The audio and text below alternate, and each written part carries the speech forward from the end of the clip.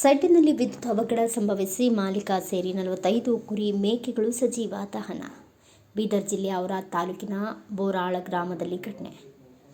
ಔರಾದ್ ತಾಲೂಕಿನ ಬೋರಾಳ ಗ್ರಾಮದಲ್ಲಿ ಜಮೀನಿನಲ್ಲಿ ಆಕಸ್ಮಿಕ ವಿದ್ಯುತ್ ಶಾರ್ಟ್ ಸರ್ಕ್ಯೂಟ್ ಅವಘಡದಿಂದ ಕುರಿ ಮೇಕೆ ಸೆಡ್ಗೆ ಬೆಂಕಿ ಹತ್ತಿ ಸೆಡ್ನಲ್ಲಿದ್ದ 40ಕ್ಕೂ ಹೆಚ್ಚು ಕುರಿ ಮೇಕೆ ಆಡುಗಳು ಹಾಗೂ ಮಾಲೀಕ ಶಂಕರ್ ಮೇತ್ರಿ ಸಜೀವ ದಹನವಾಗಿದ್ದಾರೆ.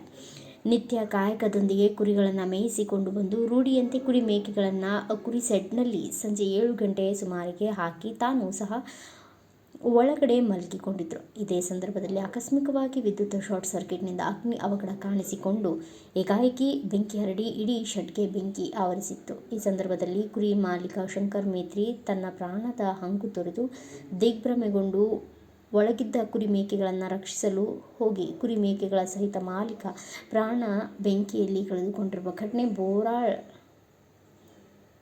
ಗ್ರಾಮದಲ್ಲಿ ನಡೆದಿದೆ. ಈ ಸಂದರ್ಭದಲ್ಲಿ 45 ಕ್ವಿಂಟಾಲ್ ಕುಸುಬಿ, 1 ಕ್ವಿಂಟಾಲ್ ಗೋಧಿ, 4 ಕ್ವಿಂಟಾಲ್ ಜೋಳ, 1 ದ್ವಿಚಕ್ರ ವಾಹನ ಸೇರಿ ಸುಮಾರು 15 ಲಕ್ಷಕ್ಕೂ ಅಧಿಕ ಮೌಲ್ಯದ ಆಸ್ತಿ ಹಾನಿಯಾಗಿದೆ ಎಂದು ಔರಾದ್ ಅಗ್ನಿಶಾಮಕ ಠಾಣೆಯಿಂದ ತಿಳಿದು ಬಂದಿದೆ ಮತ್ತು 2 ಲಕ್ಷ ಮೌಲ್ಯದ ಆಸ್ತಿಯನ್ನು ರಕ್ಷಿಸುವಲ್ಲಿ ಔರಾದ್ ಅಗ್ನಿಶಾಮಕ ಠಾಣೆಯ ಪೊಲೀಸರು ಸಫಲರಾಗಿದ್ದಾರೆ ಎಂದು ಗ್ರಾಮಸ್ಥರಿಂದ ತಿಳಿದು ಬಂದಿದೆ. ಬ್ಯೂರೋ ರಿಪೋರ್ಟ್ ಸೂರ್ಯಕಾಂತ್ ಏಕಲಾರ್, ಭಾರತ ವೈಭವ ನ್ಯೂಸ್, ಔರಾದ್.